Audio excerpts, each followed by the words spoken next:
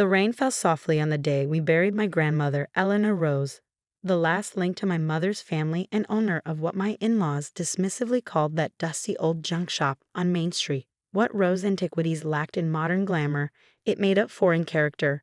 3 floors of carefully curated history that had been my second home since childhood. My name is Emma Taylor, and this is the story of how my grandmother's worthless antique shop turned out to be worth more than anyone could have imagined, in ways that went far beyond mere money. Really, Emma, my mother-in-law Barbara said as we left the funeral, her designer umbrella held carefully away from her expensive suit. You can't possibly be thinking of keeping that old shop. It's taking up prime real estate in the historic district. The smart thing would be to sell to developers. I clutched the shop's keys tighter in my pocket. Grandma Eleanor had given them to me a week before she passed, along with a cryptic message I was still trying to understand. The real treasure isn't always what it appears to be, dear. Sometimes you have to know where to look. The shop stays, I said firmly. My husband Michael shifted uncomfortably beside me, caught as usual between his wife and his mother. But darling, Barbara persisted, you have a career in finance to think about. Managing a failing antique shop is hardly. I said no. My voice came out sharper than intended, drawing looks from other funeral guests. But I couldn't help it. The shop was all I had left of both my grandmother and my mother, who had died in a car accident when I was 12. Eleanor had raised me among those antiques, teaching me the stories behind each piece, training my eye to spot quality and craftsmanship. That evening, after the mourners had gone home and Michael had taken his parents back to their hotel, I went to the shop alone. The bell above the door chimed softly as I entered, its familiar tone bringing tears to my eyes. Everything was exactly as Grandma had left it. The Lewis XV chair she'd been restoring still sat in her workspace, the ledger still neat on her desk, the displays still perfectly arranged. I made my way to her office in the back, remembering all the afternoons I'd spent there doing homework while she worked.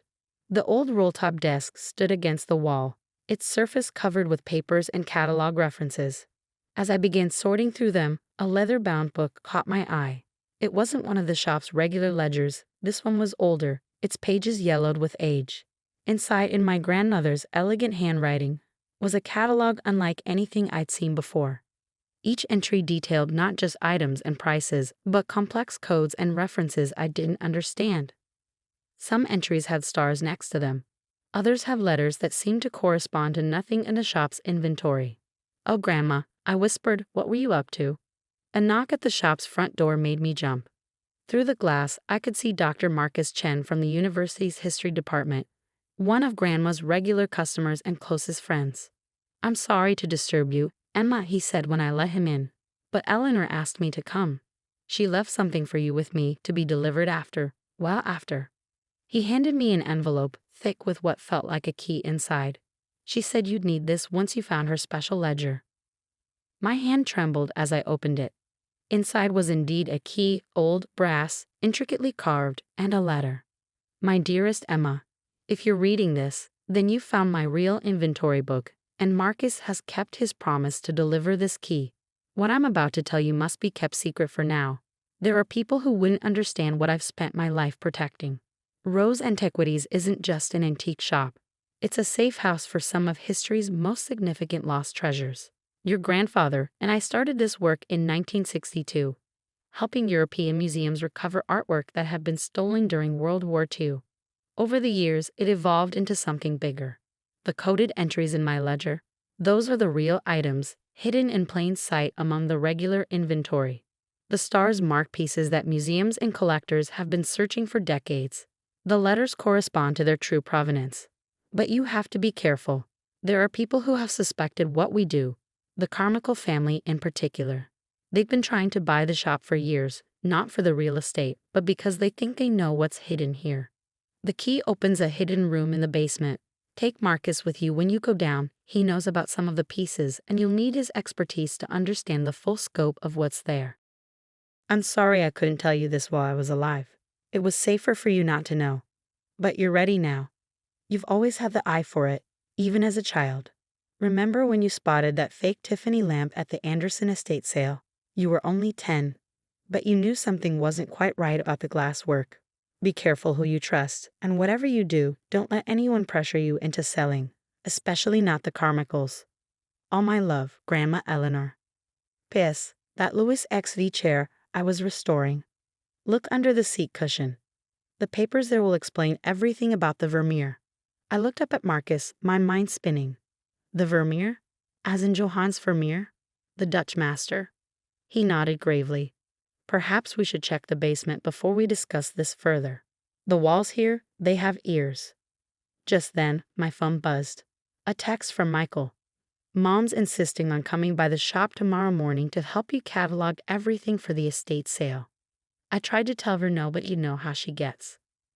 I looked at Marcus, then at the key in my hand.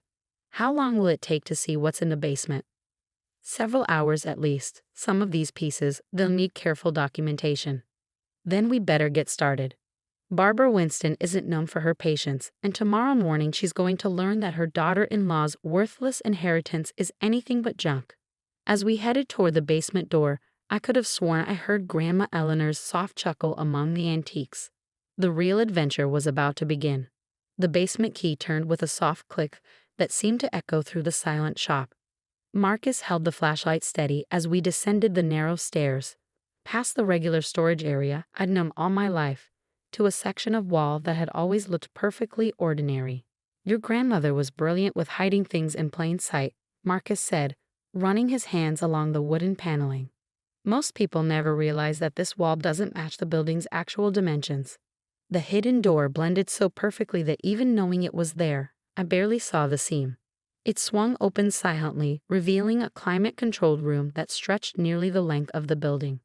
"Oh my God," I whispered as Marcus found the light switch. The room was a museum-quality storage facility. Temperature and humidity monitors blinked steadily on the walls. Carefully labeled crates lined industrial shelving units. Paintings hung on specialized racks. Display cases held smaller items, each one tagged with the same coding system I'd seen in Grandma's ledger. "Start with the chair," Marcus suggested. "The Vermeer connection is significant. I found the Louis XV chair where we carried it down last week for Grandma's restoration." The cushion lifted easily, revealing a hidden compartment containing a thick file and what looked like original provenance documents from the 1940s. During World War II, Marcus explained as I read, many Jewish families in Amsterdam hid their valuable artworks before fleeing. One family had a Vermeer, a previously unknown work. They disassembled the frame, hid the canvas inside this chair, and sent it to America with other furniture. Your grandparents helped track down the family's heirs. But this documentation, it's about more than just one painting. Eleanor and Robert, your grandfather, they built a network. Museums, art historians, legitimate dealers, all working to recover lost art and artifacts. This shop became a safe waypoint. Items could be hidden here, documented, authenticated, and returned to their rightful owners. I moved through the room in a daze, matching codes from the ledger to items on the shelves. Each piece had a story. Ancient artifacts looted from archaeological sites, artwork stolen by the Nazis, cultural treasures taken during colonial periods.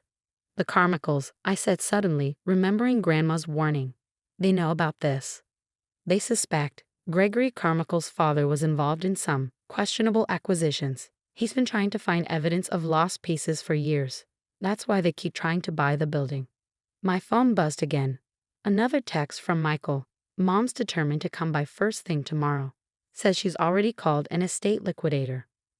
I looked at my watch. 11:30 p.m. How many people do you trust completely to help us document all this tonight? Marcus was already on his phone. I can have a small team here in 30 minutes. All vetted. All who worked with Eleanor before. The next 8 hours were a blur of careful photography, detailed documentation, and incredible discoveries. Dr. Sarah Williams from the Metropolitan Museum's Authentication Department arrived at midnight. Professor James Chen, Marcus's brother, from the Smithsonian joined us at 2 a.m. Each new finding left them more amazed. "This Buddha statue," Sarah whispered, examining a seemingly modest bronze figure. It was looted from a temple in Myanmar in 1945. Museums have been searching for it for decades. "The provenance papers are all here," I said, checking the ledger. Grandma was helping the temple reclaim it. James was carefully examining a collection of Native American artifacts. These were stolen from a reservation museum in 1972. The tribe has been trying to recover them ever since. By 7 a.m., we had preliminary documentation of over 200 significant pieces. Their combined value was staggering, but more importantly, each item represented a piece of history that could finally be returned to its rightful owners. At 8:30 a.m. sharp, the shop's bell chimed. Barbara Winston's voice carried down the stairs. "Emma, we're here to help you start clearing out this mess." I met them in the main shop area, where Barbara was already placing post-it notes on pieces she deemed salvageable for the estate sale. Michael stood awkwardly by the door while his mother took control. "I've called Harrison's auction house," she announced. "They can clear everything out by next week, though honestly most of this should probably just go to Goodwill."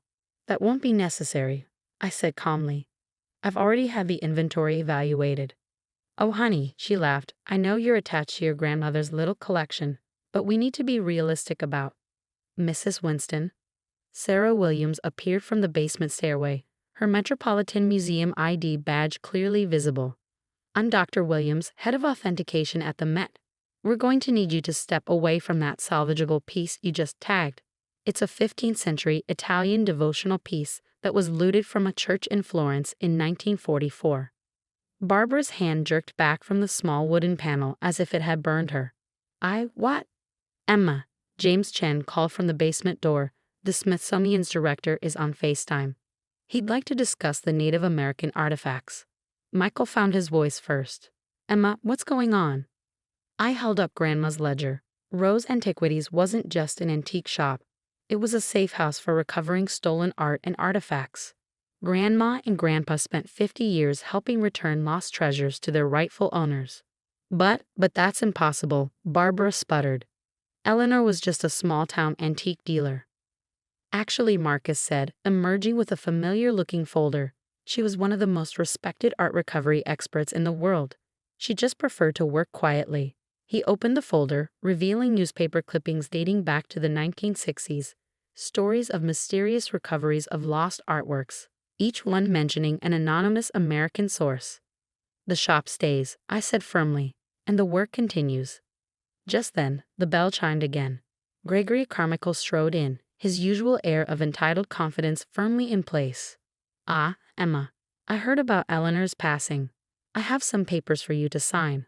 A very generous offer for the property." "Mr. Carmichael," I smiled, channeling a bit of Grandma Eleanor's steel. "I believe you know Dr. Chen from the Smithsonian."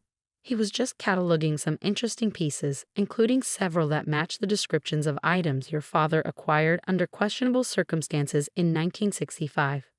The color drained from his face. Beside me, I felt Michael step closer, finally understanding what side of history he needed to be on. The next few months transformed everything. The shop's public face remained.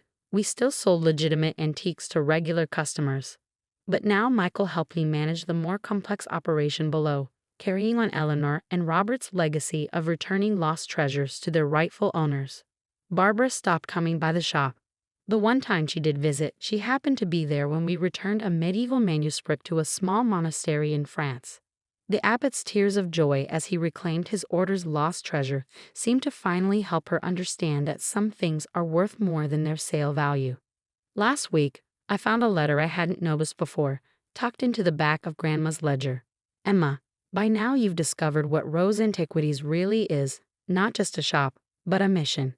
Each piece here represents a fragment of someone's heritage, a part of history that deserves to go home."